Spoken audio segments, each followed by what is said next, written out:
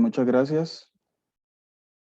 Bueno, eh, yo les voy a comentar un poco sobre algunas lecturas que estuve haciendo sobre el mecanismo catalítico de la ATP sintasa. La ATP sintasa, recuerden ustedes, y aquí por eso comienzo con esta imagen, es como para hacer una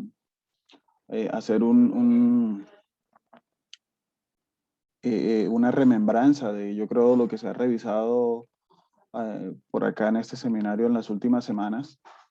Eh, Recuerden que nosotros tenemos o estamos interesados en este sistema, la ATP sintasa, pero esta es una, digamos, en la naturaleza son como más comunes, podríamos decir, las llamadas ATPasas.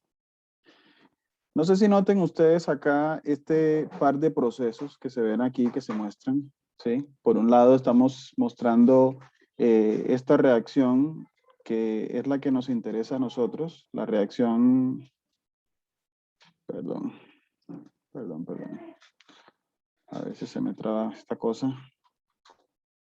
Ok, ahí estamos de nuevo. Y ya, se perdió. Perdón. Vamos a ver si continúa por aquí.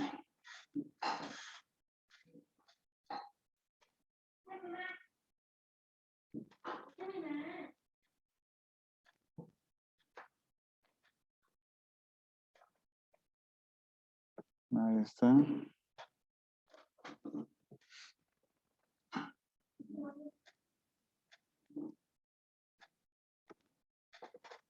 Esperemos un momento, que no sé qué le pasó, que se trabó. Listo, entonces les decía que tenemos aquí este sistema que pues es conocido o lo podemos también escuchar hablar de él como una ATPasa.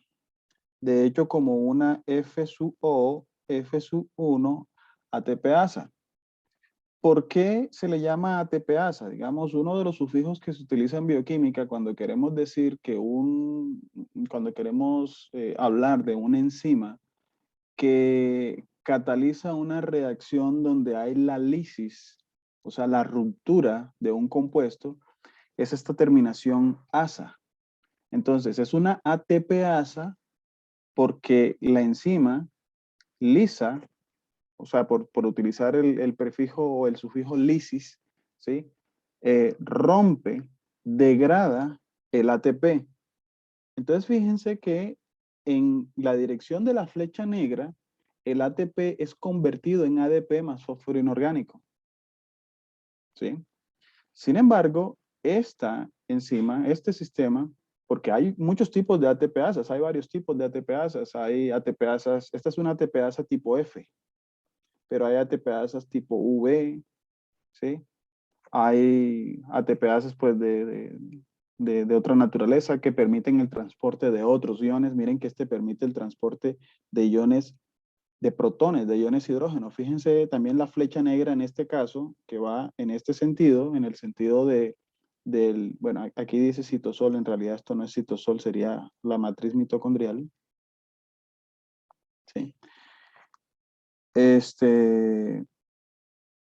Y esto sería el espacio intermembrana. Esto está como medio raro aquí.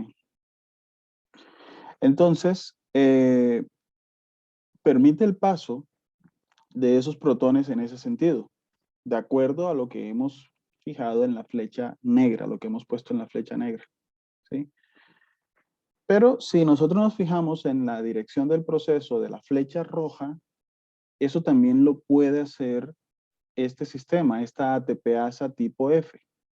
Cuando nosotros nos referimos al proceso en el sentido de las flechas rojas, entonces le damos o le cambiamos de nombre, le ponemos ahora o le llamamos ahora F sub O, F sub 1, ATP sintasa. Sintasa porque ahora estamos sintetizando ATP. ¿Sí? El ATP está siendo generado a partir de ADP más fósforo inorgánico. Entonces, Eh, Esto se los estoy mencionando para poner de manifiesto el carácter reversible que tiene la ATP sintasa. De hecho, la ATP sintasa es considerada termodinámica y cinéticamente reversibles. Ojo, esos dos conceptos, esas dos expresiones, termodinámica y cinéticamente, son muy importantes, sobre todo en química. Es muy importante hacer esa diferencia porque se entiende que pues cuando analizamos algo termodinámicamente, lo analizamos en términos de si hay espontaneidad o no. Es decir, miramos por lo general el signo del delta de G del proceso. Si es positivo, pues consideramos un proceso endergónico, es decir, que consume energía, es decir, es un proceso que no va a ocurrir a menos que esté acoplado con otro que le provea esa energía para que pueda suceder. O si es un proceso exergónico, es decir, un proceso que libera energía, en ese caso son considerados procesos espontáneos, procesos que pueden ocurrir sin que sea necesario que haya, digamos, detrás una fuerza que empuje y que haga que ese proceso suceda, ¿sí? En el caso, en este caso de la ATP sintasa o de la ATPasa, si la vemos en el proceso inverso, el proceso que está en flechas negras es el proceso, en este caso, espontáneo. Es el proceso donde hay liberación de energía libre. El proceso no espontáneo, el proceso que requiere eh, de una fuente de energía que se acople para que pueda suceder, es el proceso que está en la flecha roja, o sea, la síntesis de ATP. ¿Mm? Entonces, no muchas ATPasas pueden hacer esto, o sea, que sean reversibles. En realidad, lo que le da ese carácter reversible a esta ATPasa tipo F es esta proteína que ustedes ven ahí, la subunidad epsilon del complejo. Esa, digamos, es la que le permite o le da ese carácter de reversibilidad. Ahora, hoy nos vamos a ocupar un poco más de lo que sucede acá arriba, ¿sí? De lo que sucede en esa fracción de la ATP sintasa que parece como una mandarina, ¿sí? Parece que fuera como una mandarina con sus diferentes gajitos. Nos vamos a ocupar un poco más de lo que sucede ahí, del mecanismo catalítico que sucede allá, en esa parte. Entonces, estas imágenes no se ven muy bien cuando uno las copia del libro, como que no le salen muy bonitas, pero bueno. No, pero se entiende. Sí, ¿no? Parece. Bueno, miren, comencemos mostrando acá, perdón, mostrando por acá arriba lo que es la molécula de ATP, esta que tenemos por acá, ¿no? O sea, así esquematizada. Si se dan cuenta ustedes, y ahí viéndola, digamos, de derecha a izquierda, primero comienza con la adenina, luego la adenina es la parte, o sea, el ATP toda la molécula se le llama un nucleótido, decimos que ella es un nucleótido, o nos referimos a ella como un nucleósido trifosfato, ¿sí? Un nucleósido normalmente es es una molécula o es un compuesto que a su vez es el resultado de la unión por medio de un enlace tipo glucosídico entre una base nitrogenada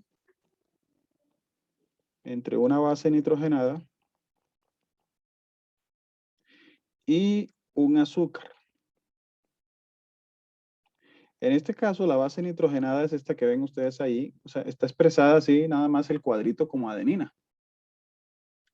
Esa sería la base nitrogenada. Y el azúcar sería esta que está aquí, la ribosa. ¿Por qué los tenemos ahí nada más como un cuadrito con sus nombres? Porque en realidad, para lo que nos interesa a nosotros, esos dos no se modifican, no cambian en nada, ¿sí? Ellos están allí como se podría decir, esas partes de de la molécula de ATP está como simple espectador de todo el proceso que ocurre acá. Ella no cambia. El lío o lo que nos compete se lleva más bien a cabo acá en los fosfatos y en particular en el último de los grupos fosfatos que se muestra allí, ¿sí? Ahí es donde se da todo. Les estoy mostrando la reacción de hidrólisis del ATP. Es decir, la reacción donde el ATP se rompe, ¿sí? Pierde uno de esos grupos fosfatos, se le llama hidrólisis. Lisis es el sufijo para rompimiento. Hidro viene de agua. Miren que es una molécula de agua la que está, perdón, la que está induciendo la ruptura en ese átomo, en ese grupo fosfato, ¿sí? Aquí, en este caso, el agua actúa como un agente nucleofílico, porque ese fósforo que está aquí en esta posición es un fósforo con una carga parcial positiva o tiene, digamos, una concentración de carga positiva a su alrededor, ¿sí? Dado pues el efecto ese efecto inductivo que le ocasionan o que le generan esos átomos de oxígeno cargados negativamente, que están hidrolizados, porque claro, esto es un ácido, ellos, o sea, aquí había protones, o deberían venir protones, pero como se encuentra en medio ácido, esos grupos fosfatos liberan esos protones. Perdón, como se encuentra en medio acuoso, esos grupos fosfatos liberan esos protones. Entonces, el agua ataca a ese grupo, a ese átomo de fósforo. Entonces, ¿qué pasa? Se rompe este enlace de aquí, este que ustedes ven aquí, y como resultado sale esta molécula. Miren que ese grupo H que está aquí se muestra en azul porque efectivamente hace parte o era parte del agua antes, ¿sí? Entonces sale el grupo fosfato. Ese grupo fosfato se ioniza también porque recuerden que les acabo de decir que los protones se liberan porque son ácidos y nos queda el grupo fosfato como lo ven ustedes aquí. Ese grupo fosfato allí se muestra en un proceso que se le llama de estabilización por resonancia, es decir, el doble enlace que está ubicado en esta parte de acá digamos, se distribuye por toda la molécula y eso ayuda a que la molécula se estabilice. Y por acá, fíjense que ¿qué nos quedó? Nos quedó ahora, lo que era antes el ATP, ahora es ADP, adenosina difosfato. Fíjense que la molécula pasó de tener una carga de -4 a tener una carga de -2. ¿Sí? Igual el protón este que está aquí, la molécula puede perderlo y pues nos queda ahora con una carga de -3. ¿Ok? Esta es una reacción que, como les expliqué anteriormente, es espontánea, es decir, libera energía, libera una buena cantidad de energía y ustedes pueden ver acá el delta de G para esa reacción es de 30.5, perdón, de -30.5, parece que no es muy visible el signo negativo allí, pero es negativo, -30.5 kilojulios por mol. O sea, la reacción libera 30.500 julios por cada mol de ATP que es hidrolizada de esta manera. Ahora, ¿por qué o cómo se explica esta enorme cantidad de energía que se libera? Bueno, hay varias cosas que se pueden mencionar aquí. Por ejemplo, cuando nosotros tenemos la molécula en la forma de ATP, así como está acá, fíjense que tener 1, 2, 3, 4 cargas negativas tan cercanas allí, eso origina una repulsión tremenda dentro de la molécula. De tal manera que esos enlaces ATP en realidad están bastante tensos, o sea, esa es una molécula bastante inestable, ¿sí? Tiene, digamos, un contenido energético o si lo queremos llamar de otra manera, tiene un potencial químico bastante alto. Pero cuando se rompe el enlace y se libera el fosfato, hay, digamos, una enorme estabilización porque si bien la molécula de ADP ya nada más tiene 2 cargas eléctricas o 3 cuando está ionizada, todavía tiene cargas eléctricas, todavía hay repulsión, esta configuración de acá es mucho más estable eléctricamente y geométricamente que la del ATP. Y aparte, esta parte de estabilización por resonancia también colabora mucho para que todo el sistema en general se estabilice muchísimo, se estabilice bastante. ¿Sí? Entonces se libera una gran cantidad de energía, hay una buena estabilización allí. Estos 30.5 kilojulios por mol que se liberan, estos son medidos en las llamadas condiciones estándar. ¿Qué es condición estándar? Condición estándar se le llama a unas condiciones de laboratorio que se fijan, unas condiciones que básicamente establecen una temperatura de 25 grados centígrados, una atmósfera de presión, la concentración de todos los reactivos y de los productos es de 1 molar, ¿sí? Esas son como condiciones de laboratorio preestablecidas como para yo poder dar un valor del delta de G que sea pues que sea reproducible. Si yo no establezco esas condiciones estándar, va a ser muy difícil reproducir ese mismo resultado. Sin embargo, en condiciones celulares, pero por un lado no tenemos 25 grados centígrados, ¿cierto? Por otro lado, las concentraciones de reactivos y productos no es 1 molar, nunca, ¿sí?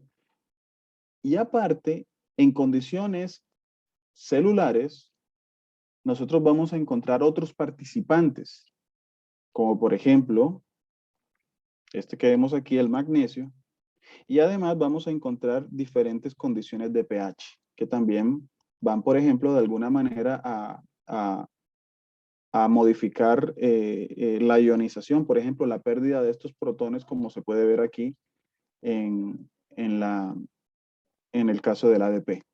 Entonces, en condiciones celulares son muchos los temas que pueden estar digamos, influenciando en la cantidad de energía que se libera. Claro, no quiere decir que en condiciones celulares esto cambie, no, sigue siendo un proceso espontáneo, altamente exergónico, ¿sí? Pero, digamos, componentes como el magnesio, que como se dan cuenta ustedes allí, yo creo que ya se entiende un poquito cuál es el papel del magnesio en las reacciones que involucran el ATP. El magnesio contribuye a estabilizar un poco la molécula tanto de ATP como la de ADP. O sea, la estabiliza, hace pues que las cargas o que la repulsión, esa repulsión electrostática disminuya un poco y como lo veremos ahorita más adelante en condiciones enzimáticas, todavía pues tiene un papel muchísimo más importante. Bueno, les comento algo. Hay, digamos, como dentro de todo lo extraordinario que es la ATP sintasa, hay algo para anotar aquí y es que reacciones que son altamente exergónicas como esta, que tiene un delta de G en condiciones estándar de menos 30.5 kilojulios por mol, ¿sí? O sea, este es un valor grande, ¿sí? Esta es una reacción altamente exergónica. Típicamente esas reacciones altamente exergónicas se consideran irreversibles. Entonces uno dice, caramba, ¿y cómo es posible entonces que nosotros podamos tener este proceso en esta dirección por la ATP sintasa? Con este valor de delta de G tan grande, es increíble. ¿Sí? Es increíble que una enzima pueda hacer eso. ¿Mm? Entonces, sí, sí lo puede hacer y se ha determinado, se determinó de hecho por allá desde las épocas de Paul Boyer, se llegó a determinar que la reacción es reversible. Miren que aquí estas flechas que se muestran acá están indicando que la reacción Es reversible. ¿Cómo lo determinaron? Pues simplemente aislaron esta fracción de la enzima que es soluble y es más fácil trabajar con ella, la fracción F1, la aislaron y le dieron, digamos, como sustrato, le dieron ATP y le dieron agua. Pero el agua estaba marcada con oxígeno 18, o sea, un isótopo eh, del oxígeno, ¿no? Que es fácilmente trazable. Según la reacción que nosotros vimos acá, fíjense si el oxígeno está marcado, digamos, este oxígeno de acá está marcado, ¿dónde debería encontrarlo yo? Pues acá, ¿no? En el fosfato. O sea, pues debería encontrar, pero yo debería encontrar el fosfato marcado con un oxígeno nada más. Pero no, resulta que después, o sea, casi que de inmediato, encontraron ese grupo fosfato marcado con oxígeno 18 en todas las posiciones. O sea, los 4 oxígenos del grupo fosfato todos estaban marcados con oxígeno 18. ¿Qué quiere decir eso? Pues simplemente que el grupo fosfato iba y venía, iba y venía. O sea, la reacción se daba en los dos sentidos, en las dos direcciones. Y lo mejor es que eso no se daba después de ciclos completos de reacción de la ATP sintasa, sino que se daba dentro de una misma subunidad. O sea, se daba dentro de uno de los mismos sitios catalíticos que nosotros tenemos acá en la enzima, que pues creo que lo hemos mencionado creo que lo han mencionado ustedes acá en otras, creo que Viviana, en otras presentaciones, que son 3 los sitios que hay. O sea, son 3 pares de subunidades alfa beta, como se ven aquí en esta imagen, donde cada una de ellas, como lo expresó o lo determinó Paul Boyer, cada una de ellas tiene como una función. Eso fue lo que dijo él, ¿no? Ya ahorita veremos cómo la situación con el pasar de los años ha ido cambiando un poco y digamos que se ha ido volviendo un tanto más compleja. ¿Sí? Pero bueno, con esto pues nos queda claro de que sí hay reversibilidad, la reacción sí es reversible. ¿Y cómo podemos explicar nosotros eso? Esto es una gráfica de progreso de progreso de una reacción. Es algo como lo que estaba mostrando el profesor Ilia ahorita con el video, ¿sí? Realmente las enzimas lo que hacen es precisamente esto. Las enzimas, eh, esta energía, digamos, que va de aquí, y perdón, se me olvidó poner eso. Esta energía que va desde aquí hasta acá, lo que hacen las enzimas es volverla más pequeña, es decir, que ese coste energético, digamos, se vuelva, o esa barrera energética que hay que superar, se vuelva más pequeña, ¿sí? Pero lo que no hacen las enzimas definitivamente es modificar esta diferencia de aquí entre la energía, o sea, la energía, el delta de G que hay entre productos y sustratos, esa no me lo no me lo cambian las enzimas. Ahora, esta reacción, este perfil o este progreso de reacción que estamos mostrando aquí en esta imagen, tal vez les parecerá rara y diferente a la que presentó el profesor Ilia, porque el profesor Ilia mostró una en su video que era más o menos así. O sea, digamos, aquí teníamos la energía del sustrato, luego venía la energía de activación y luego venía un bajón de energía bastante grande que es la de los productos. ¿Sí? Esta es propia de procesos exergónicos, es decir, de procesos espontáneos, o sea, donde la energía se libera. Fíjense que el sistema tiene que superar una barrera energética, ¿sí? Digamos, tiene que llegar a ese máximo de energía, pero fíjense que después que alcanza ese máximo de energía, digámoslo así, se desfoga por completo, libera no solo la energía que ganó, sino mucho más, ¿sí? Y bueno, es como, digamos, esto de aquí, digamos, es como el precio energético que tiene que pagar la reacción para que ocurra. Entonces, eh, la mayoría de las reacciones que ocurren son así de esta manera, pero bueno, pueden darse reacciones como esta, recuerden, ATP sintasa, que en la ATP sintasa el sistema tiene que obtener energía para que la reacción pueda ocurrir, porque, les repito, la reacción inversa de ADP a ATP es una reacción no espontánea, es una reacción endergónica, una reacción que absorbe, tiene que absorber energía. Entonces, una enzima típica haría algo como esto que se muestra aquí, ¿sí? Pero la ATP sintasa, que no es típica y que más bien ha sido calificada como una máquina extraordinaria, miren que tiene como que acá unos procesos un tanto extraños, un tanto raros, ¿no? Miren, nada más que viendo esta imagen, nosotros podemos reconocer aquí varias cosas. Al principio tenemos al ADP más el fósforo inorgánico, pero están, digamos, allí en la solución. Están ahí en el medio, en la matriz mitocondrial. Luego, fíjense que tiene que haber una pequeñita energía de activación para que el ADP se una a la enzima. Entonces se forma este que se llama un complejo enzima ADP. Y miren que se libera un poquito de energía allí, ¿no? O sea, o sea, el proceso en cierto sentido es un proceso exergónico, libera un poquito de energía. Claro que ese delta de G es bastante chiquito. O sea, es un delta de G en realidad pequeño, ¿no? Vamos aquí a cambiar el color de esto para no confundirnos. Entonces, aquí en este punto tenemos la energía, perdón, la enzima asociada con ADP. Luego hay otro pedacito, o sea, hay como otro paso en el mecanismo. Otra vez hay que ganar un poquito de energía, pero de nuevo, casi que como que se estabiliza otro poquito, pero ya después de eso, miren que ya no es la enzima pegada con ADP, sino pegada con ATP. Es decir, en este pedacito de aquí, en esto de aquí, en ese pequeño cambio la reacción ocurrió, porque el ADP se convirtió en ATP.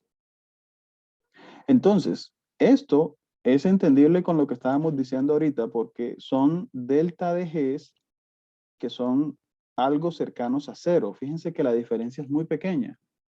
Y cuando los delta de Gs están cercanos a cero, uno dice que los procesos no son ni exergónicos ni endergónicos, sino que uno dice que están o se encuentran en equilibrio. Y precisamente ese equilibrio es el que nosotros observamos acá, ¿sí? Cuando vemos que la reacción es reversible. O sea, hay un equilibrio allí mientras ocurre la reacción. En uno de los pasos intermedios de la reacción hay un equilibrio entre formación de ATP y formación de ADP. O sea, más bien entre formación de ATP e hidrólisis de ATP para formar ADP más fosfato.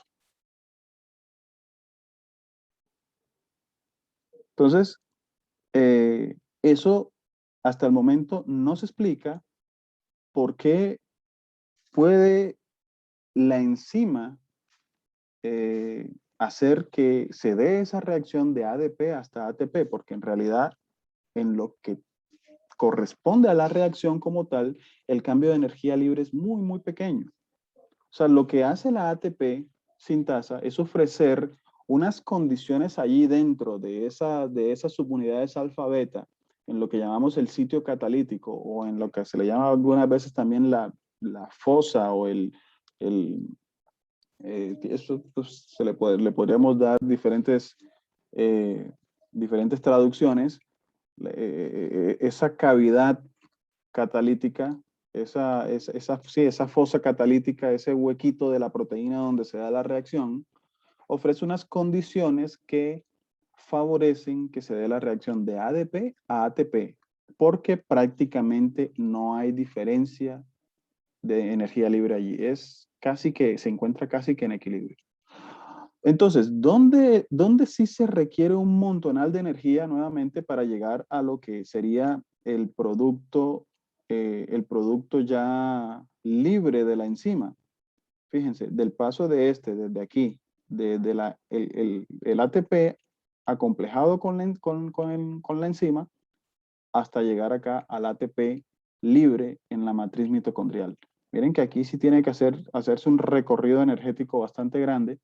Entonces, digamos, la enzima no está aquí haciéndome el proceso o volviéndome el proceso espontáneo o cambiándole el delta de G total, sino que estableció o nos ofreció una ruta, un mecanismo de la reacción de tal manera que se facilitó la formación de ADP en ATP.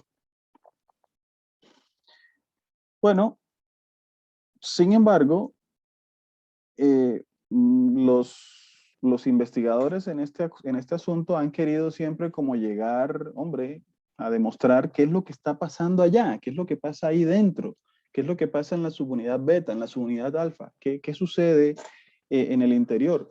Esa unión, por ejemplo, inicial entre ADP y ATP, perdón, entre ADP y la enzima, ¿con quién se da? ¿Qué residuos de aminoácidos de la proteína participan? ¿Qué es lo que hace el magnesio? ¿Sí? Entonces, eso es algo pues que desde las épocas en las que se describió esto por Paul Boyer, casi llegando al 2000, pues ha habido un enorme interés por saber eso y se ha buscado trabajar en metodologías que permitan describir esto de la mejor manera. Entonces, recordemos la descripción de Paul Boyer. Recordemos pues que aquí tocaría, a ver, vamos a regresarnos un poco más acá. Tocaría que revisáramos de nuevo la ATP sintasa. Recordemos que en la fracción F sub 1 nosotros tenemos parejitas de subunidades alfa beta, así como se ve aquí, ¿cierto? De esas parejitas realmente es la subunidad beta, esta de aquí, donde se da la actividad catalítica. ¿Sí? Aunque alfa es importante, ya ahorita veremos por qué, pero es en beta donde se da, digamos, la real transformación catalítica. Ahí como en las inmediaciones casi con alfa. Entonces, de ese par nosotros tenemos 3. ¿Sí? Recordemos que esta subunidad que está acá, gamma, ¿sí? Esa subunidad es la que gira y gira gracias al giro del anillo C. ¿Sí? O sea, esta parte, digamos, es esto es el rotor junto con gamma. ¿Sí? Es el rotor, es lo que gira. Recordemos que ese giro es impulsado por el paso de protones de acá a acá. ¿Cierto? Entonces, en la medida que gamma va girando, ¿sí? Por una conexión que tiene con esta parte de acá, con F sub 1, con las subunidades alfa y beta, va haciéndolas cambiar de conformación. ¿Cómo es eso? Alfa y beta, o sea, los 3 pares de alfa y beta que hay en F sub 1 son completamente iguales. Miren, esto es como si estuviéramos viendo la ATP sintasa desde arriba, ¿no? Como desde el lado de la matriz, estuviéramos viéndola. Miren aquí se puede ver gamma. Eso es gamma, ¿no? Fíjense cómo está dispuesta gamma ahí. Gamma está representada de tal manera que lo que está como pintadito en verde representa el dominio N-terminal. Es decir, recordemos que eso es una proteína y las proteínas siempre comienzan con un grupo amino y terminan con un grupo carbonilo. Entonces, cuando hablamos de N-terminal, es la fracción, es el extremo de la proteína. O sea, quedaría aquí, en la parte verde. Y a esta parte de acá se le llama dominio globular. Miren que donde esté apuntando el dominio N-terminal de gamma, fíjense que aquí en este caso está apuntando para acá, para arriba, ¿sí? Donde esté apuntando hará que la conformación de beta sea abierta. Miren, aquí está gamma, ahí está abierta. Miren, acá está gamma, acá está la conformación abierta. Y siempre donde está el dominio globular, que se está pintadito en rojo, mírenlo, allí de ese lado tenemos una conformación tensa o una conformación cerrada de la subunidad beta que está al lado, ¿no? Entonces, el giro de gamma va haciendo que las conformaciones de las subunidades betas se vayan alternando.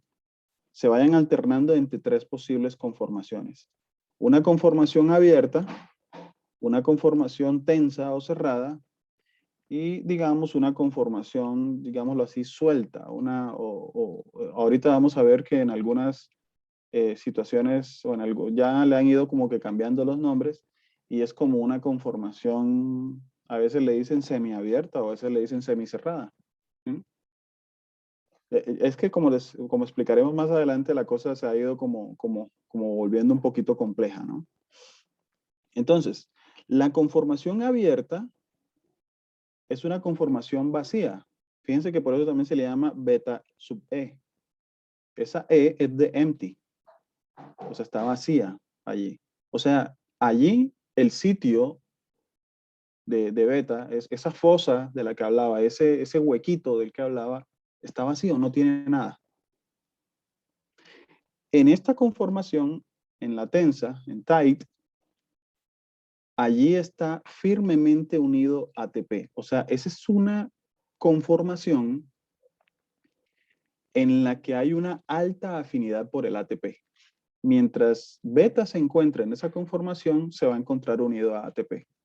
Se le llama entonces por eso también beta TP o beta sub TP, ¿sí? Para indicar que ahí está ahí está el nucleótido, pero en la forma de trifosfato. Y en esa conformación que se le llama suelta o que le llamamos semiabierta, no sé, aquí lo que tenemos es ADP más fósforo inorgánico. Por eso también se le llama beta sub DP, por difosfato. Entonces, fíjense cómo van alternando. Fíjense que esto de aquí, que antes era abierta, ahora es suelta. Ahora la abierta está acá. Esto que era suelta, ahora es cerrada, ¿sí? Y ahora la suelta se encuentra acá. Y así, digamos, se van dando como esa alternancia en las conformaciones de las subunidades. Entonces, el giro, o los giros que tiene que dar la subunidad gamma, o sea, ese eje, ese tallo central que está allí, en la ATP sintasa, son giros de 120 grados. Fíjense que de aquí a acá, en realidad hubo un giro de 120 grados de la subunidad gamma. ¿Sí? De acá a acá son otros 120 grados, de tal manera que acá ya se encuentra a unos 240 grados. Y pues finalmente, con este último giro, pasamos de regreso a, bueno, llegamos a 360 o podemos decir que está en 0 grados. ¿Sí? Por eso un giro completo me va a dar lugar a 3 moléculas de ATP. O sea, forma 3 moléculas de ATP, un giro completo. Y ese giro completo sí implicaría, bueno, perdón, esos giros, era lo que les iba a decir, si bien lo notan ustedes, visto desde la parte, digamos, de arriba de F1, es decir, visto desde la matriz mitocondrial, este giro se va dando en el sentido de las manecillas del reloj. O sea, para que funcione como ATP sintasa, es decir, para que sintetice ATP, gamma tiene que ir girando en las manecillas, en el sentido de las manecillas del reloj. Bueno, sin embargo, esta fue como la propuesta de Paul Boyer, la propuesta inicial. La verdad se han ido encontrando otras cositas interesantes, se han venido encontrando otras cosas interesantes al día de hoy. Ahorita ya al final de esta presentación les voy a mostrar unos resultados de un estudio que se hizo, que se publicó este año, de más o menos cómo en qué estado del arte se encuentra este asunto, ¿no? Y todo pues por el uso de tecnologías o de metodologías cada vez de mejor resolución y más que emplean mejor tecnología. Bueno,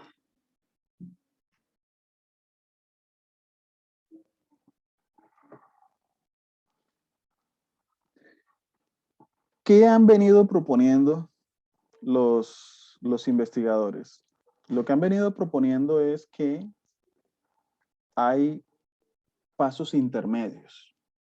O sea, hay como subpasos.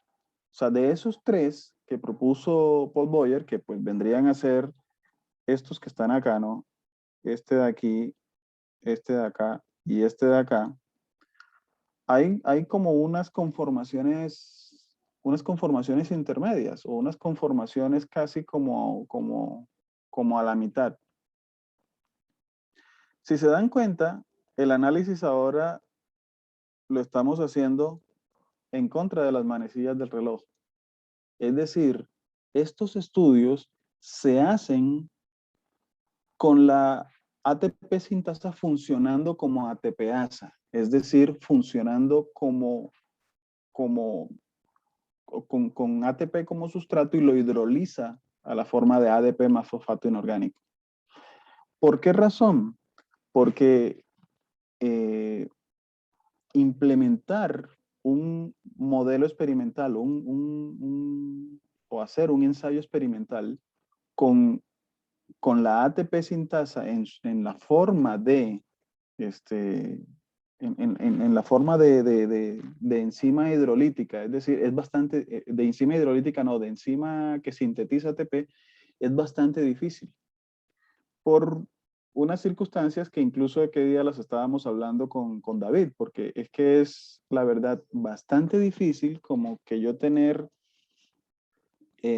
cristalizar o ser capaz de cristalizar una proteína, porque la mayoría de estos estudios se hacen por cristalografía y difracción de rayos X, es muy difícil cristalizar una proteína que se encuentre funcionando en la forma de ATP sintasa porque es muy difícil que bajo esas condiciones yo pueda tener una diferencia de potencial, o sea, que pueda tener una fuerza protón motriz, una separación de protones que me haga funcionar la proteína en ese sentido. O sea, eso experimentalmente es bastante difícil, es muy difícil. Y por eso la mayoría de los estudios los vamos a encontrar nosotros en la forma de ATPasa, es decir, en la forma en la que se hidroliza el ATP. Entonces, por eso se ve que lo analizan así. Como se dice que el sistema es reversible tanto termodinámica como cinéticamente, y ojo, se dice, eso no se ha demostrado del todo, entonces se comenta o se asume que gran parte de los resultados que se obtienen mediante el modelo experimental en forma de ATPasa se pueden como que eh, digamos, asumir o deducir en el sentido inverso.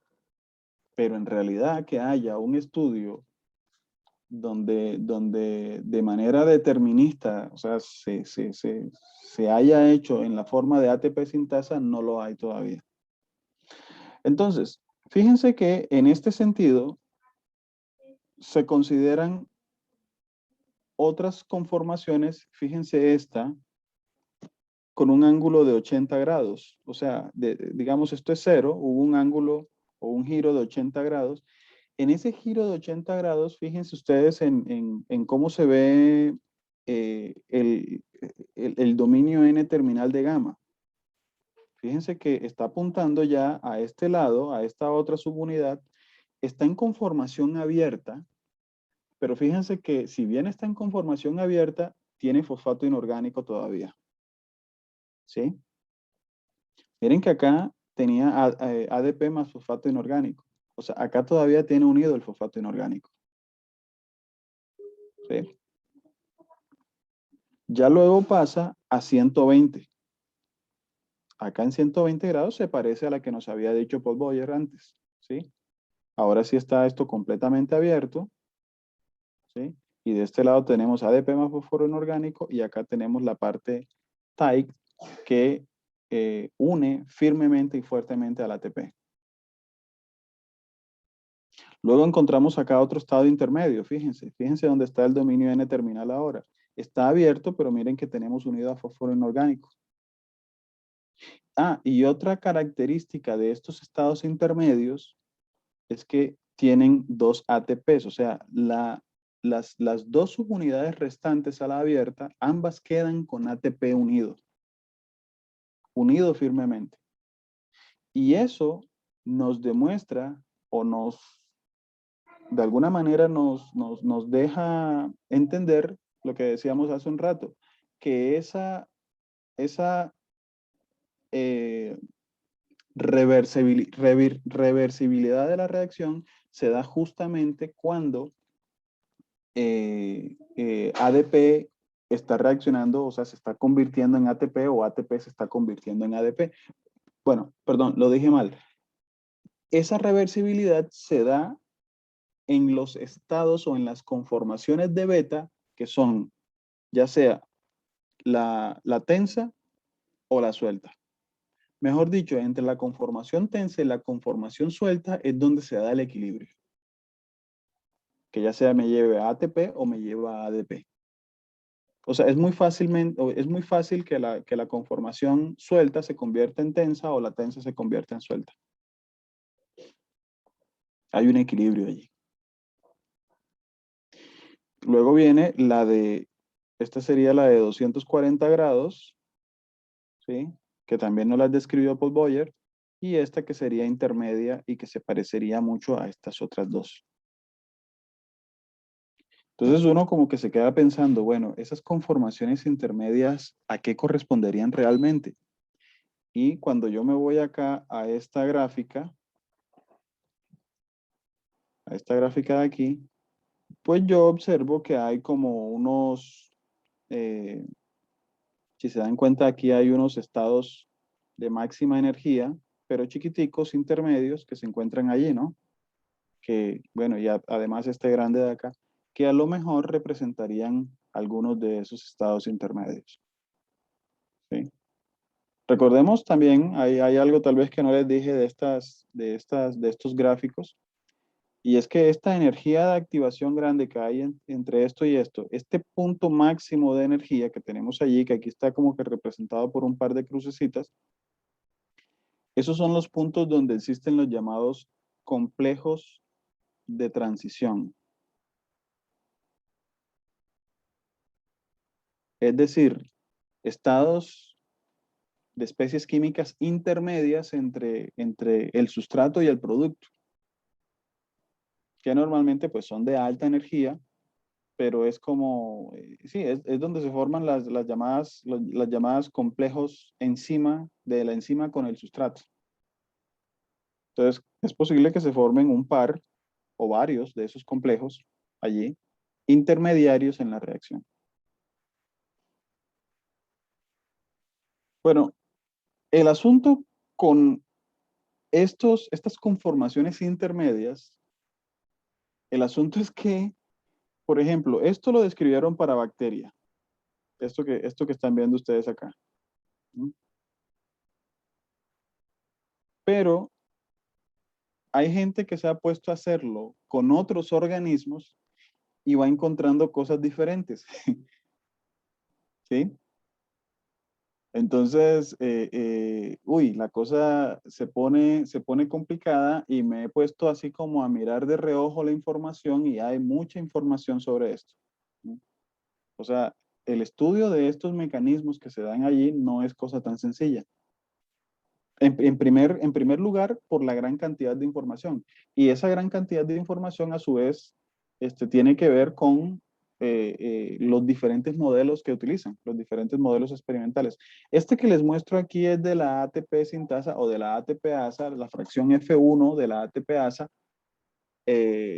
humana. ¿Sí? Entonces, aquí encontraron como un intermediario a 65 grados, perdón. Encontraron un intermediario a 65 grados, encontraron otro a 90, el de 120, pues que ya lo conocemos, encontraron otro a 185, otro a 210, otro a 305 y otro a 330. O sea, aquí, estos autores que, oigan, me llama la atención, pero la gran mayoría de los que trabajan estos son japoneses, eh, tienen entonces en total, ¿qué? 9 estados conformacionales distintos. Y esos 9 estados conformacionales distintos están plenamente establecidos por estudios de cristalografía. Es decir, la cristalografía es... ¿De qué se trata la cristalografía? Yo tengo una proteína, o sea, la tengo en un sistema y yo cristalizo la proteína. La cristalizo, pues hay diferentes técnicas para hacerlo. Eh, Son técnicas que siempre yo las he visto como algo casi que artesanal, porque uno tiene que como que tener muy buena mano para que el cristal te quede bien hecho, ¿sí? Y entonces es también así como el asunto de la receta, un poquito de esto, un poquito de aquello, y bueno, es bastante complejo el asunto. Y luego de que se tiene ese cristal, se analiza por rayos X. Entonces, con los patrones, esos patrones de difracción van construyendo la estructura, van construyendo la proteína, como en los modelos que yo creo que les mostraba el otro día, que bueno, por aquí tengo, miren, sería algo más o menos así como esto, ¿no? O visto ya pues más grandecito, a ver, sí, algo así como esta que tenemos acá. Pero bueno, ahorita les muestro, les hablo de esto de acá. Entonces es todo un trabajo, pero hay muchos trabajos sobre esto. Hay gente entonces que lo hace con FSU1, hay gente que intenta hacerlo con la ATPasa completa, que eso es más difícil porque cristalizar una proteína que se encuentra embebida en una membrana es de lo más difícil que hay. ¿Sí? Bueno, en fin, pues han llegado a describir todos estos estados conformacionales. Ahora, la pregunta, la gran pregunta, ¿qué pasa allá adentro? ¿Qué sucede? Bueno, miren, en uno de estos estudios cristalográficos se detectaron algunos residuos de aminoácidos eh, que son fundamentales dentro de todo esto, ¿no? Les describo esta imagen. Miren, esto que está aquí, bueno, todo esto que vemos aquí, hasta por aquí, eso que se ve ahí coloreado, eso es ATP, ¿sí? Teniendo aquí, miren, esto sería la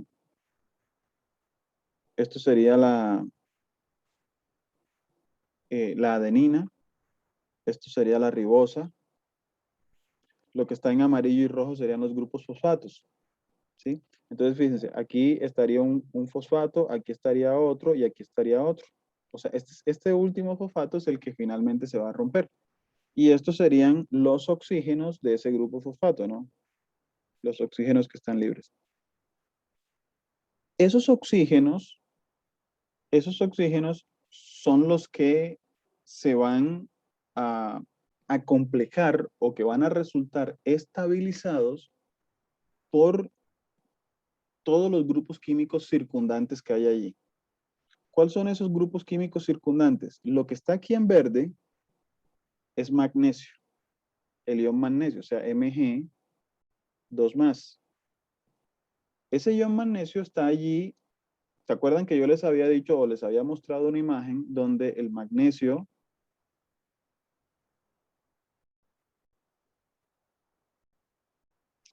ay Dios, qué pena, es que estas presentaciones. Entonces, les decía, bueno, era por mostrar esto. ¿Se acuerdan que les habíamos mostrado que el magnesio aquí formaba estos, o se acomplejaba con esos oxígenos de los fosfatos del ATP y del ADP? pero decíamos que ese magnesio a su vez puede formar más enlaces. De hecho, lo que sucede allá en la imagen que le vamos a mostrar es que eh, el magnesio termina formando un complejo octovalente, es decir, se acompleja con otras, ¿qué? Tengo ahí dos, con otros 6 ligandos, ¿sí? O sea, forma enlaces de coordinación con otros 6 ligandos. Entonces aquí lo podemos ver, fíjense. Estos que están en azul son moléculas de agua, ¿ya? Entonces ahí está formando con 3 moléculas de agua, aparte está con los 2 oxígenos de los grupos fosfatos, ¿sí? Y aparte está por acá unido con este oxígeno, pues que es el oxígeno de un residuo de treonina. Miren que ahí dice beta T156. Eso quiere decir que de la subunidad beta está unida con una treonina que se encuentra en la posición 156. ¿Mm? Entonces, todas esas interacciones que se dan allí terminan estabilizando todo el sistema, todo el complejo. Y fíjense, esto es precisamente, esta imagen que le estoy mostrando precisamente, es cuando beta se encuentra en su estado tight, ¿sí? O sea, su estado de alta afinidad, high affinity, ¿por quién? Por el ATP. O sea, es la forma cerrada, es la forma donde se acomoda bastante fuerte a la subunidad beta, el ATP, ¿sí? Entonces, ¿qué más podemos observar allí? Miren, hay otros residuos que son fundamentales allí. Este residuo, que es un residuo de ácido aspartico, estos de acá que son el 181 y el 185, que son de ácido glutámico. Es decir, este se carga negativamente, este se carga negativamente, este está cargado negativamente, y este de aquí que no tiene carga, pero tiene un oxígeno polar. Entonces, son puras cargas negativas que están formando puentes de hidrógeno con las moléculas de agua. Recuerden que estas son moléculas de agua. Están formando puentes de hidrógeno con las moléculas de agua y a su vez los oxígenos de esas moléculas de agua están formando puentes de hidrógeno, o bueno, no puentes de hidrógeno, están formando enlaces de coordinación con el magnesio que ayuda a estabilizar todo el sistema. ¿Sí? Entonces, eso hace que el sistema sea bastante estable y precisamente por eso es que nosotros por acá en estas gráficas, fíjense, encontramos que hay como estas pequeñas caídas en la energía libre. Es decir, ahí se da esa estabilización del sistema, del complejo enzima-sustrato. Bueno, en este caso sería este de aquí, ¿no? Porque es la unión de la enzima con ATP. Ahora, luego, ¿qué pasa? ATP se convierte en ADP. ¿Por qué se convierte ATP en ADP?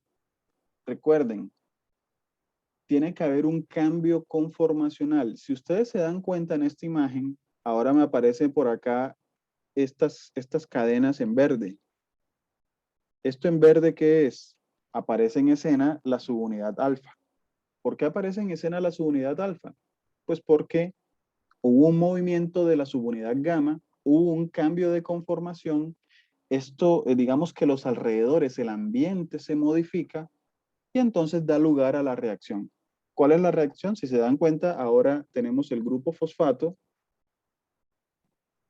Eh, Ojo, no decimos que está separado, porque miren que aquí se ve unido todavía al ADP, pero como que también pegado al agua. O sea, se está justo se está separando. Eso es lo que llamamos nosotros un complejo de transición o un estado de transición. Entonces, ahora, en este caso, son otros los residuos de aminoácidos de las proteínas que están participando. ¿Quiénes participan acá? Por ejemplo, aquí tenemos un eh, residuo de lisina de la subunidad beta. ¿Qué pasa? Que estos residuos de lisina están cargados positivamente. Ahora la carga es diferente. Por eso es que está, fíjense, está directamente asociado con el oxígeno cargado negativamente del grupo fosfato. ¿Qué otros residuos tenemos por aquí? Bueno, aquí está otra vez, de nuevo está participando el residuo de ácido glutámico, el 181, ¿sí? Ya no vemos al residuo 185 participando. Está el magnesio por acá todavía formando sus complejos. Según lo que se dice, según lo que se muestra, ahora el magnesio está formando acá un complejo pentavalente. O sea, ya no lo está formando con 8 ligandos como en el caso anterior, sino con 5. O sea, hubo un cambio, o sea, se dio un cambio aquí importante, ¿no? Y fíjense que ahora participa también un residuo de arginina de la subunidad beta en la posición 182, que también tiene carga positiva. Sigue teniendo carga negativa y por eso es que se lleva al hidrógeno del agua. Recuerden que este es el agua, ¿sí? Y recuerden que en la reacción que les mostré al principio, el grupo fosfato, perdón, el grupo fosfato, que es PO4, queda con un hidrógeno por allí. No sé si lo recuerdan. Ese hidrógeno es precisamente de la molécula de agua que se ve aquí. Pero ya después nos damos cuenta que cuando se libera lo pierde. Y miren que ahora tenemos de esta subunidad alfa que está en verde, ahora tenemos un residuo de arginina de la posición 376 que está interactuando aquí también con uno de los grupos fosfatos. Esta arginina también ahí queda con una carga positiva. Entonces hubo un cambio considerable, se dio aquí en toda la estructura interna que se da en el sitio catalítico. Y recordemos que esto prácticamente se da en equilibrio. Cuando se encuentra así, podemos decir que la enzima, bueno, la subunidad beta o el paralfa beta se encuentran en un estado entre alta y media afinidad por el ADP. Es decir, tienen bastante o fuertemente unido al ADP, pero en cualquier momento eso va a cambiar y la afinidad va a bajar bastante y el ADP se va a liberar. ¿Ok? Y estos son como modelos que la gente va empleando o que van haciendo ellos de acuerdo a lo que van encontrando con estas estructuras cristalográficas. Ellos van entonces haciendo cambios en sus modelos, van proponiendo, fíjense, ángulos en los cuales digamos, el F1 o más bien la subunidad gamma va girando y va haciendo cambiar a la subunidad beta, ¿sí? Eh, este fue un modelo, bueno, los autores de este artículo proponen este modelo que propuso alguien antes y lo contrastan con el que ellos generaron, que es ¿sí? Entonces, fíjense que ellos aquí es donde hablan de estas subunidades. Aquí la H quiere decir de alta afinidad por el ATP, M quiere decir de afinidad media, O quiere decir que se encuentra abierta la conformación, es decir, libre. Y bueno, pues esto de aquí es para 0 grados y esto de por acá es para 120 grados. Entonces, fíjense que tienen como varios estados intermedios entre 0 y 120 que involucran afinidades altas, afinidades medias, afinidades intermedias, afinidades bajas.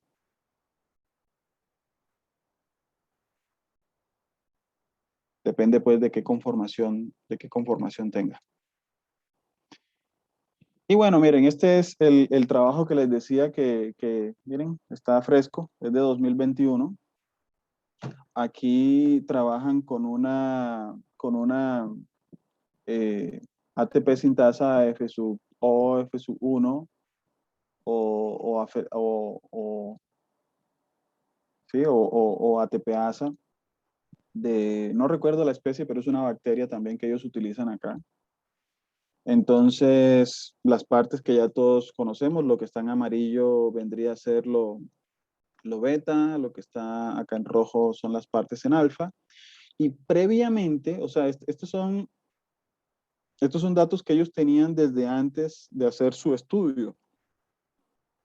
Ellos ya conocían o tenían o les habían dado, pues, creo que ellos mismos, ¿no? Ahí sí les quedo debiendo si fueron ellos mismos los que, probablemente los que propusieron este modelo de mecanismo catalítico de cómo van cambiando las subunidades.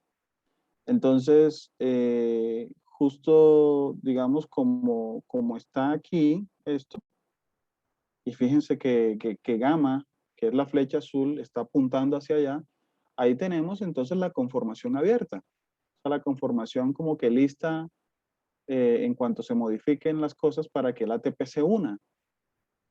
Entonces, fíjense que con un cambio no tiene que ser de 120, sino intermedio de 80 grados, el ATP, miren que cambia a una conformación de alta afinidad, perdón, la subunidad cambia a una conformación de alta afinidad por el ATP. ¿Sí? Miren que aquí hubo una conversión de ATP a ADP. Si se dan cuenta ustedes aquí en esta subunidad que teníamos ADP más fósforo inorgánico, ya ahora acá tenemos nada más fósforo inorgánico. O sea, en esa conformación que tenemos acá, se perdió afinidad por el ADP. El ADP sale sin ningún problema. Y luego, cuando llegamos a 120 grados, que sería esto, ya ahora tenemos a la conformación abierta, la tenemos de ese lado, justo con la flecha apuntando, la flecha de gamma apuntando hacia allá. Luego, miren, tenemos otra formación o hidrólisis de otra molécula de ATP, ¿sí? Que sería, bueno, esta que tenemos aquí, que se hidroliza, pero fíjense que ahora tenemos nosotros una conformación semi abierta allí, o semi cerrada, podríamos decir, y en ese caso, miren que ya tenemos nada más fósforo inorgánico, o sea, el ADP que salió fue de aquí. Luego pasamos, eso sería intermedio, luego pasamos entonces a una de las posiciones que nos había definido Paul Boyer, y luego tenemos acá en 320 grados otra posición intermedia. Es que, bueno, por ahí leí que como una de las consideraciones que han visto es que de alguna manera parece que el número de subunidades C en el anillo C tiene que ver con el número de posibles conformaciones que van a tener. Fíjense que en bacteria el número de subunidades C puede ser como de 10, o sea, es menor. Y va aumentando un poquito, o creo que aumenta un poquito, o no sé si es al revés, ahorita se me olvida, cuando pasamos, por ejemplo, a mitocondrias de mamíferos, donde las subunidades son diferentes, entonces allí el número de conformaciones es distinta. No sé si se acuerdan que para humanos les mostré que las conformaciones, contando las tres, digámoslo así, canónicas, con las intermedias suman 9, así como la tenemos aquí, suman 6. Entonces, esto es lo que ellos proponían antes de hacer el estudio. Ellos luego hacen el estudio y miren todos los resultados tan hermosos que tienen. Y digo hermosos porque, bueno, primero acá trabajaron no con la técnica de cristalografía de rayos X, sino con una técnica que es microscopía electrónica, pero utilizan es una técnica crioscópica, es decir, ellos congelan y luego con esa estructura congelada la someten a microscopía electrónica. Y eso, entre otras cosas, es lo que les permite también, de alguna manera, obtener mejores resoluciones. Esas son técnicas que tienen resoluciones atómicas. Entonces, fíjense, mediante esta técnica ellos describieron experimentalmente, ¿sí? O sea, tienen los datos experimentales que soportan esto, las 6 distintas conformaciones. Una que le llaman semicerrada, cerrada, cerrada, cerrada, semiabierta y abierta. ¿Mm? Que pues una de esas cerradas, una abierta, eh, vendrían a ser pues las que hemos descrito como canónicas. Y lo más chévere de todo esto, aunque claro, esto tocaría revisarlo con mucho más detalle, con mucho más cuidado. Ellos se van también a la parte interior, es decir, a la propia fosa catalítica, y ahí, miren, describen cómo se encuentra cada cosa, ¿no? O sea, esta parte sí, yo admito que no alcancé a leerla. Es, digamos, como que mucha información. A ver, permítanme. Pero allí se pueden apreciar, por ejemplo, residuos de aminoácidos que participan. Por ejemplo, ahí se ve que hay unos residuos de arginina de la posición 365. Recuerden que ese es el residuo de la subunidad alfa. Naturalmente, esto que se ve aquí es, no estoy seguro si es ATP o ADP, ¿sí? Ahí tocaría revisarlo bien. Pero sí, o sea, si uno lo revisa con más cuidado, uno puede describir en cada uno de estos estados qué está pasando, quién se está uniendo con quién, el magnesio con quién está formando los complejos, si es ADP, si es ATP. Tocaría revisarlo con mucho cuidado para entenderlo, pero ahí sí les pido excusas porque no alcancé o no me dio el tiempo como para revisar con cuidado cada uno de esos estados. Y obviamente volvieron a reformular ya basados en sus datos experimentales, volvieron a reformular las diferentes conformaciones. Fíjense que ya, según esta técnica que permite mayor resolución, ahora ya esos ángulos no son de 80, 120, 240, sino, bueno, 200, a ver, entre 120 y 80 serían 200. Ya no son exactamente esos ángulos, sino que son ángulos de 76 grados los giros y de 44. ¿Okay? De nuevo, les repito, esto está íntimamente, se dice íntimamente relacionado con el número de subunidades C que encontramos en el anillo C, pero ya en la porción F sub O de la ATP sintasa. Y para finalizar, pues dan ellos o proporcionan ellos un modelo de cómo se están dando esas uniones, que entra, que sale. Fíjense que aquí se muestran las salidas de fosfato y de ADP unido a magnesio. ¿Sí? Acá también pues se muestran y están asociados con los diferentes ángulos que podría tener beta en un determinado momento, ¿no? Entonces, yo creo que este artículo, si queremos trabajar en esta parte de F1, va a ser muy, muy importante, aunque, de nuevo, les digo, esto al parecer cambia de acuerdo a la especie que estemos estudiando, o sea, cambia de acuerdo al, al número de subunidades C que tenemos en el anillo y recordemos que eso varía de acuerdo a la especie. Bueno, no, esta era toda lo que les tenía para hoy. En realidad es una descripción, en un principio yo pensé que iba a ser una descripción bastante específica de todo, pero por la cantidad de información que hay disponible, me refiero a los diferentes modelos experimentales que se han utilizado, en realidad lo que les mencioné fue algo bastante general porque no sabía pues que había un tremendo grado de especialización ya en esta temática, en la temática pues del mecanismo catalítico de las subunidades alfa y beta y particularmente de la subunidad beta de la F1 ATPasa. No sé si tengan alguna pregunta, algún comentario, algo que adicionar. Profe Mario, una pregunta. Cuando explicaba el tema de la rotación digamos, de las unidades alfa y beta, que pues tenemos una abierta y va cambiando, digamos, en el primer esquema, así que decía que estaba a 120 grados y que eso depende, digamos, obviamente de la especie. Esas rotaciones son, digamos, esas posiciones son fijas. Independientemente de la especie, esas posiciones digamos, son fijas, o sea, esa ubicación así como se presenta, no, la otra que es la más, en sentido, esa, sí, perdón, la más básica. Ujú.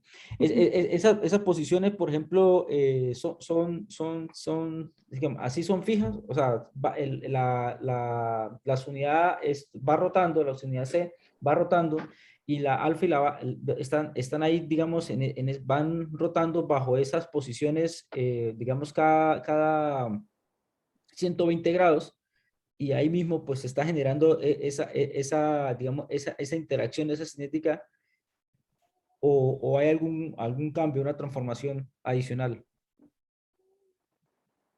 No, primero que todo, hay algo que es necesario, bueno, aclarar. No sé si de pronto fue, tal vez que lo mencionaste así un tanto rápido o, o no sé, o sea, pero me gustaría que quedara aclarado. Y es que realmente en la ATP sintasa, considerándola como un todo, lo que rota aquí realmente es el anillo C ¿Correcto? y junto con el anillo C la subunidad gamma. ¿Sí? Correcto. O sea, Ujú, vuelvo y le digo, esta mandarina de acá arriba con sus, ujú. ¿cómo se les llama eso? Con sus, ¿cómo es que le llamamos nosotros a cada pedacito de la mandarina? Bueno, Tajadas. pues, con las tajaditas, ¿sí? Eso está fijo. Ok. O sea, en realidad ellas están fijas. Pero cuando gamma gira, y ahora vamos a buscar una vista como si la estuviéramos mirando así, ¿sí? Ajá. Cuando gamma gira, Ujú. realmente esa interacción de la subunidad n terminal es lo que va haciendo que cada una de esas subunidades que están fijas vayan cambiando su conformación. Cambiando su Ah, conformación es que, digamos, la disposición interna, digamos, la estructura. la Ujú, estructura tridimensional va cambiando. Entonces eso es lo que hace que, digamos, en este caso sea abierta. ujú. Luego cuando esta posición está acá, entonces ahora está abierta, pero no fue que esta giró de Rotó. aquí para acá. No, Ah, ok. no fue que giró de allí para acá. Esta, digamos, sigue estando en la misma posición, sino que ahora esto de aquí está en una conformación cerrada, mientras que la abierta ahora está acá. ¿Sí? Ok, perfecto. Entonces, ese par alfa beta, esos tres pares alfa beta, ellos, digamos, están fijos. Se podría decir que simplemente se les está comunicando eh, esa, esa, esa energía rotacional por medio de gamma. O sea, Ok, esa ok. energía rotacional o esa energía, digamos, sí, ¿por qué no? Mecánica se les está comunicando por medio de gamma. Y esa energía que se les está comunicando se está convirtiendo de una manera extraordinaria allí en energía química, porque es la energía precisamente necesaria para que el ADP se convierta en ATP. Y bueno, aquí yo aquí en lo estoy analizando en el sentido inverso, porque recordemos que aquí sí está en el sentido de las manecillas del reloj, o sea que es realmente aquí, Sí. de aquí pasó para acá, Sí, sí, sí. ¿sí? Sí, no, De yo le aquí. entendí. Entonces, no Ah, ok. sé, Ya entendí. no sé, Eli, El que si tu rota gamma. pregunta iba por ahí Sí, o sí, me sí, sí. faltó algo. No, no, no, me perdí. Yo creí que lo que estaba rotando también era las betas, pero el que está rotando es gamma. Sí, sí, es que sí me estaba imaginando cómo era digamos, el acople entre gamma y digamos, digamos, y esa sombrilla. Digamos que la sombrilla es alfa y beta, lo que realmente está girando es el eje. Y al girar digamos, es el eje que es como la Ajá. gamma, entonces la que está cambiando de posición y por tal motivo esa N terminal pues es la que vemos ahí que está pasando de abierto en las diferentes posiciones. Sí. Ya entendí. Ahora, lo que se ha venido obteniendo últimamente, ¿sí? Incluso desde antes desde antes del 2000, es que se ha descubierto que no hay nada más esas tres posiciones, Ujú. ¿sí? Digamos que esas son las tres posiciones fundamentales. Yo le llamé ahorita las tres posiciones canónicas, ¿sí? Sí, sí. Lo que se ha venido encontrando ¿qué dice aquí? Lo que se ha venido encontrando, bueno, otra vez. Lo que se ha venido entonces encontrando es que hay unas posiciones intermedias. Ujú. Y hay unas posiciones intermedias que precisamente explican esos estados de transición que hay entre, digamos, ATP y ADP. O sea, como que, el ADP, bueno, hablemos en términos de hidrólisis. El ATP se convierte en ADP más fósforo inorgánico. Sí, pero en lo que ocurre eso, ¿qué hay en el medio? ¿Qué hay en el centro de eso? ¿Sí? ¿Qué hay en el camino? Entonces ahí es donde encontramos esas llamadas, esos llamados complejos. O sea, son complejos que se forman entre las sustancias que están participando de todo eso. Y esas posiciones intermedias, esas conformaciones intermedias de la subunidad beta, las podríamos explicar como esos momentos donde encontramos esos estados de transición. Es decir, por ejemplo, como este que se mostró aquí. Ujú. Esto que, digamos, uno no puede decir que es ADP, pero tampoco puede decir que es ATP. Es como una cosa ahí intermedia, porque, bueno, mira, fíjate que el enlace ese que une al fosfato con el ADP como que se está alargando. Se está separando, o sea, justo es el momento en el que se está separando. Pero si te das cuenta, a diferencia con este de acá, ¿sí? O sea, la estructura es diferente. Uno nota que la estructura es diferente. ¿Por qué es diferente? Porque, por ejemplo, aquí no se ve alfa. Si nosotros comparamos con este, mira que aquí sí se ve alfa, que es el verde. Por ejemplo, acá están participando, por ejemplo, por acá un residuo de lisina, unos residuos de arginina, que si nos vamos para acá, acá no están participando esos residuos. Acá está participando un residuo de ácido aspartico, o un residuo de ácido glutámico, un residuo de treonina. ¿Y eso por qué es? Porque gamma, el giro de gamma, hizo que se modificaran, digamos, las distancias relativas que hay entre un residuo de aminoácido con el ATP, con los fosfatos, con el magnesio. O sea, hubo una modificación allí espacial dentro de la subunidad. O sea, cuando yo te muestro esta foto y cuando yo te muestro esta, te estoy mostrando la misma subunidad. O sea, no te estoy mostrando otra. Es la misma que sufrió un cambio debido al giro de gamma. Correcto. ¿Sí? Sí, entendido. Gracias, profe Mario. Pequeña pregunta sobre esta configuración que usted está mostrando, Mario.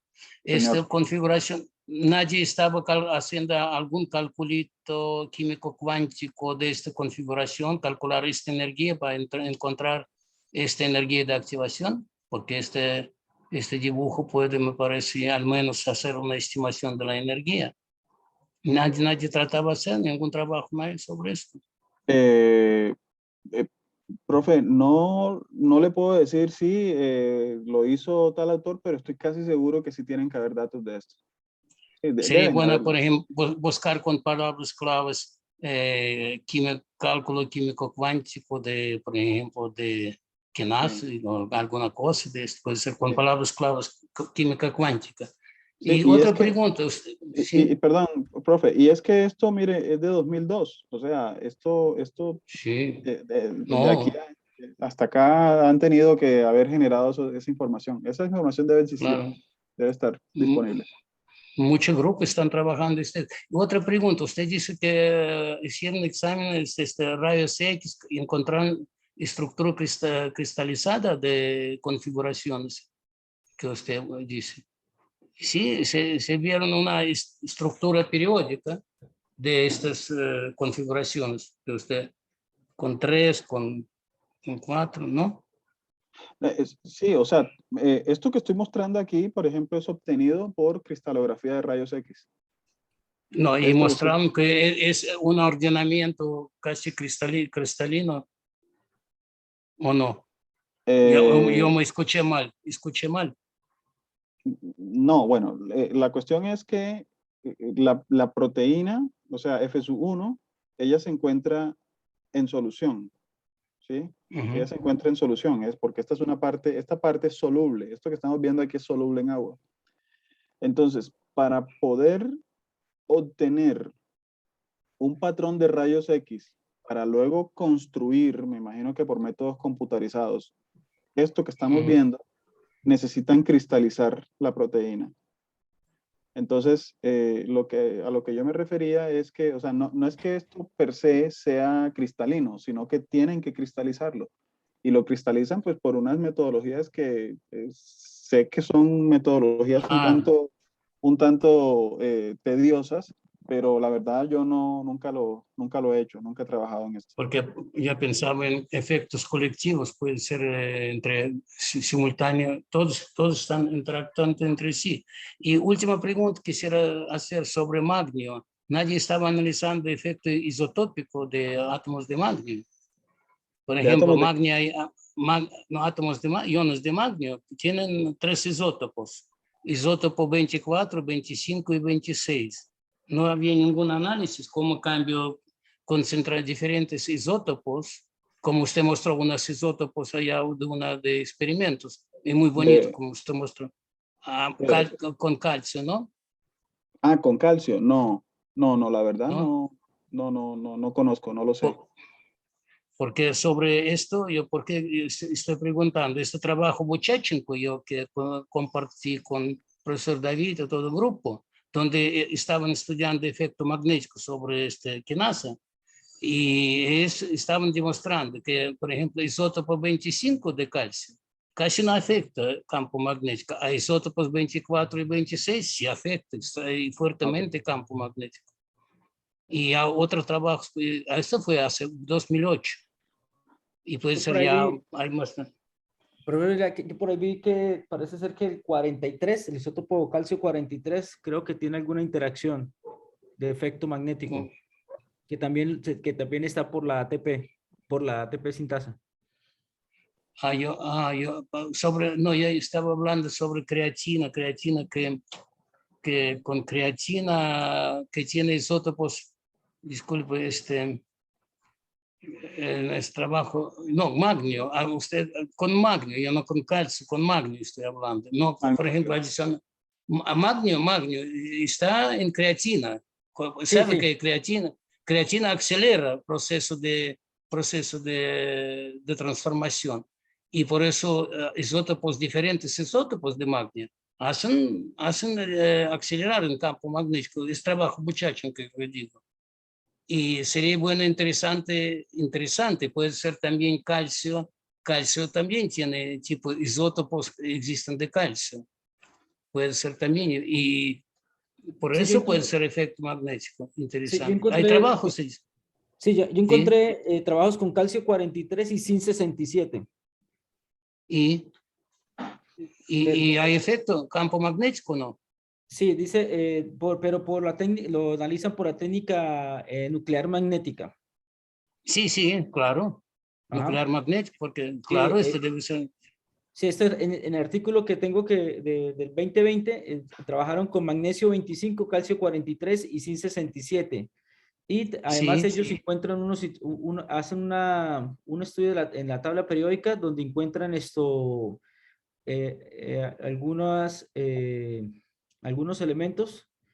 Ya le digo. Por aquí justo lo estaba revisando aquí. Dice que los fragmentos de la tabla periódica donde ellos muestran los elementos, el cual interactúa con una, ¿cómo es? Magnetic isótope, fueron detectados por magnetic. Sí, ya entendí. Que perdí el nombre de... Bueno, después usted nos comparte esta referencia. Sí, señor. Sí, magnetic isotope effect. Sí, claro. Entonces, ahí en la tabla periódica ellos encuentran magnesio, zinc, hidrógeno, carbono, silicio, azufre, oxígeno, germanio, estroncio, mercurio y uranio. ¿Por qué yo pregunto? Porque después de muy bonita esta presentación de Mario, está claro que átomos de calcio, iones de calcio, participan en este proceso sintasa directamente, y sin ellos no fue posible esta reacción. Pero cuando el organismo se enferma, por el nuestro, entonces el organismo elabora esta creatina y la creatina empieza a acelerar el proceso de metabolismo. ¿Por qué? Porque esta creatina trae átomos de magnesio. Y estos magnesio, entonces empieza, esta también sería interesante, por ejemplo, relación de creatina con efecto creatina sobre quinasa, ¿sí? Primero. Y segundo, ya sabemos que en presencia de creatina hay efecto campo magnético sobre quinasa. Esto es lo que quisiera decir, que el siguiente paso ya entendemos más o menos cómo pasa y está pasando este mecanismo, claro, no profundamente, pero más o menos entendemos que está pasando allá en enzimas, pero nos interesa cómo podemos con campo magnético afectar este proceso, acelerar este proceso. Pero la naturaleza sabe cómo hacerlo. Manda creatina. La creatina tiene átomos de magnesio, iones de magnesio. Esto sería interesante analizar ahora creatina más quinasa. Efecto de creatina. Porque nuestro organismo está elaborando esta quinasa. Elaborando creatina para acelerar el proceso de metabolismo en quinasa, este proceso en quinasa. ¿Cómo pasa esto? Y sabemos que efecto campo magnético sobre este proceso sí hay, según este artículo, muchacho, que dije. Bueno, gracias. Vale, profesor, yo me atrevo digamos, a sugerir algo. Y Sí. bueno, nosotros acá estamos armando, en mi opinión, un grupo interdisciplinar bastante interesante, bastante bueno. Y nosotros podemos formar una línea de investigación acá en esto bien poderosa si seguimos, digamos, trabajando de esta manera. Pero considero que tenemos como que ir pasito a paso. Por ejemplo, esta parte del mecanismo catalítico de la ATP sintasa y de digamos, de la transformación de ATP en ADP o de ADP en ATP en el sentido contrario, si la consideramos como una sintasa, es compleja. O sea, o sea, yo creo que tenemos que aprender muchísimo todavía de esto. Y bueno, nosotros estamos ahorita como en la parte con lo de la ATP sintasa y la parte del campo magnético, de la interacción con campos magnéticos. Y bueno, creo que por el momento estamos como un poquito comprometidos con la parte del giro, ¿no? Del giro del anillo C y de gamma con él. Yo tengo como algo que me da vueltas en la cabeza desde hace rato, y es con relación, bueno, nosotros tenemos una membrana acá y una subunidad F sub 0, un anillo C aquí, ¿no? Este sería el anillo C. Y el tallo gamma, que es el que tenemos acá, ¿no? Hay otra subunidad que llamamos A, que es por donde, bueno, por donde desde aquí entran los protones, hacen un recorrido casi que circular acá por el anillo C, y luego esos protones salen por acá. Digamos como que a partir de eso fue que nosotros generamos este proyecto, ¿no? Por la idea de que digamos, esta trayectoria circular aquí de unas cargas de protones podrían eventualmente inducir un campo magnético. ¿Sí? No, pero me disculpo, Mario. Estamos discutimos y me parece, mire, puede decir lo siguiente: tiempo, rotación, frecuencia de rotación podemos con usted calcular más o menos. Frecuencia de rotación miles y millones de veces más pequeña que frecuencia de estas reacciones. Reacciones pasan rápido, muy rápido, 10 menos 14 segundos. A difusión es lenta y puede producir, hay que calcular frecuencia de rotación. Yo creo que puede ser máximo 10 en 10 Hz. Entonces, con campo magnético, acelerar esta rotación, en mi opinión, es prácticamente imposible, es mi opinión. Yo temo que si en este camino ir, tratando con campo magnético acelerar la parte mecánica, y esta parte mecánica está relacionada con proceso de difusión siempre es un proceso lento. Entonces, no podemos acelerar la reacción, porque tiempo límite de reacción, frecuencia de oscilaciones, vibraciones, conformaciones, catálisis, se produce a través del cambio de rotación, el proceso de rotación, pasando a una conformación, a otra conformación de molécula. Entonces, tiempo muy corto. Entonces, campo magnético no puede afectar. Usted puede acelerar un poco. Bueno, supongamos que usted va a acelerar un poco frecuencia de rotación, pero no creo que afecta mucho a velocidad de reacción. No, bueno, puede aumentar 1%, 2%, o sea, necesitamos aumentar millones y billones más, o miles de veces con campo magnético. Porque un aumento proceso de quinasa en un 2%, ¿no? Esto no importa para estos procesos biológicos. Entonces, yo no creo que el campo magnético a través de fuerza de Lorentz pueda hacer un efecto significativo. No, pero Soy pesimista, vamos a decir así, no, sobre está este bien, mecanismo. que de pronto se logre demostrar que ese campo magnético que se podría estar generando allí pudiera tener un efecto significativo sobre las subunidades alfa y beta que están acá.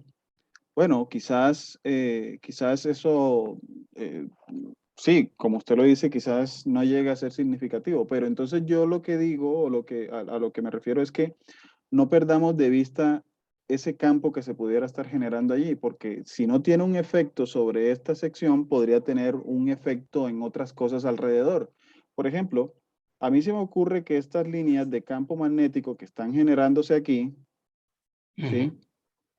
Podrían tener efectos, por ejemplo, en moléculas paramagnéticas que se encuentran alrededor, como por ejemplo el oxígeno. El oxígeno es una molécula paramagnética. Entonces yo estoy desde hace un tiempo con la pregunta de si el oxígeno a lo mejor no está siendo de alguna manera alineado por estos campos magnéticos de aquí y este sistema funciona o sirve como yo lo he llamado así como un pescador de oxígeno, como un colador de oxígeno, porque el oxígeno, digamos, nosotros lo vamos a estar necesitando, vamos a cambiar, ay, jue madre, ya le embarré. El oxígeno lo vamos a estar necesitando, de nuevo, aquí tenemos la membrana y aquí, digamos que esta es la ATP sintasa, ¿sí?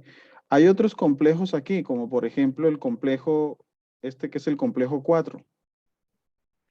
Al complejo 4, que normalmente se encuentra ahí al lado de la ATP sintasa, le llega oxígeno. De hecho, en ese complejo 4 el oxígeno llega y se convierte en agua en ese complejo.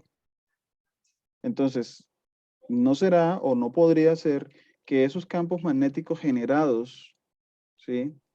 Esos campos magnéticos generados por esa parte de la ATP sintasa pudieran de alguna manera estar ayudando a dirigir o a orientar el oxígeno hacia esas otras partes de todo el sistema de transporte de electrones que tiene la mitocondria. Entonces, No, o el sea, problema es cómo a mí me gustaría como saber cómo se comportaría el oxígeno en los alrededores de la ATP sintasa. No, el problema es que este problema cómo campo magnético puede afectar a reacción de transformación de oxígeno en agua.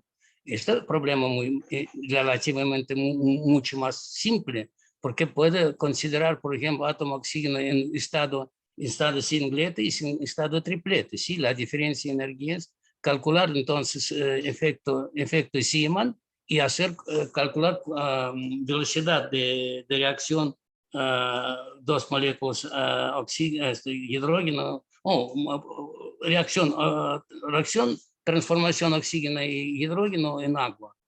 ¿Cómo pasar? Y considerar, porque ¿qué pasa con campo magnético? Hace cambio de desacoplamiento estos dos, singlete y triplete, entonces se puede calcular, pero entonces hay que buscar no lo que estamos buscando, buscar, por ejemplo, efecto campo magnético sobre formación de agua en reacción oxígeno con hidrógeno. Si existe trabajo en química así, No, entonces pero ya... fíjese que, o sea, más que la reacción como tal, o sea, que la formación de agua, a mí, no sé, mi pregunta es si en realidad el oxígeno, digamos, por aquí hay muchas moléculas de oxígeno, o sea, si el oxígeno Sí, que anda por ahí en los alrededores, de alguna manera no resulta alineado o atraído por esas con líneas de campo campo magnético. magnético, ¿sí?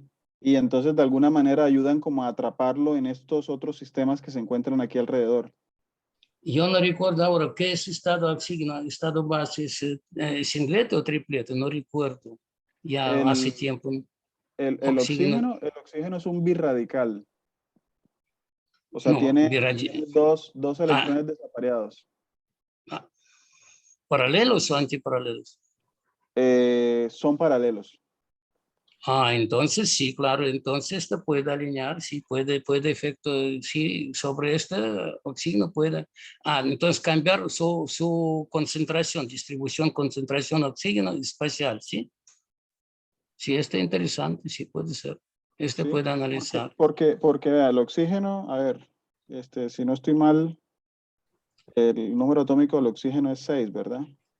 Entonces creo No, el que nos problema es que quedan, ya no recuerdo, es regla de Hund se llama, que define si oxígeno es estado base, es tripleto o singleto. Ya así en memoria no recuerdo, ya estoy perdiendo poco a poco memoria. Y yo tengo, sí, en mis apuntes en alguna parte yo tenía que oxígeno está base, si yo pudiera buscar, pero ya es tiempo. Si quiere, yo reviso si oxígeno, cómo este oxígeno se porta en campo magnético. sí, o sea, yo tengo entendido que han hecho experimentos por ejemplo, en agua, que aplican al oxígeno disuelto en agua, le aplican campos magnéticos y el oxígeno sí se orienta con las líneas de campo ¿Sí? magnético. Entonces, Mm. sí, claro, porque, a ver, le voy a mostrar déjele muestro Está interesante. Sí. déjele muestro ¿cómo se le llama, hombre? La configuración electrónica del oxígeno. Y ya basados en eso, la pregunta sería, ¿será que ese campo magnético que genera la ATP sintasa tendría algún efecto sobre el oxígeno? Es como la pregunta que por ahí a mí me surge. Pero esto usted propone otro tercer mecanismo posible, pero no tiene nada que ver con rotación. A campo magnético, este campo magnético que producen protones Oh, rotándose. pero no es Sí. campo magnético aplicado, es campo Yo magnético entiendo, pero es otro problema. generado por el mismo, exacto, por el mismo Sí, ATP yo sintasa. entiendo. Sí. Campo magnético que produce corriente circular. Sí, exactamente. Este interesante, sí, es esta parte, otro problema. Y es interesante. Es problema para físicos. Y Mire, claro, por ejemplo, el problema biológico que estudiar que NASA, donde trabajan, me parece más que 1.000.000 científicos, porque este problema fundamental de toda biología, en todas partes, mire, en aquí está. fotosíntesis, ¿sí? ¿A dónde está? Estado base. Sí, Sí, triplete, estado triplete. No, abajo está este triplete. Ground state, ahí abajo. Pero no, Sí. pero el del oxígeno molecular es el que está más a la izquierda. Fíjese Sí, que ahí están triplete, los dos espines, paralelo, sí. los dos espines paralelos, sí. Sí, sí, yo veo. Sí, está aquí porque para molécula no escriben S, P, escriben sigma con letras griegas. Sigma es como S para átomo, delta es como D para átomos. Estoy entiendo el significado. Sí, entonces afecta distribución espacial, claro, campo magnético va a afectar. Este problema interesante, ¿por qué no lo usted no formuló desde el inicio? No, sí está formulado. Sí está No, formulado, sino que... No, bueno, aquí en no. esta reunión lo que pasa es que se me ha... a mí se me dificulta mucho reunirme con ustedes en los viernes en la tarde, porque yo como soy coordinador del posgrado de acá de Ciencias Básicas, realmente son los viernes en la tarde que yo agarro para resolver chicharrones de esos. Y no lo había hecho, pero yo sí se lo había comentado a David y a Eli.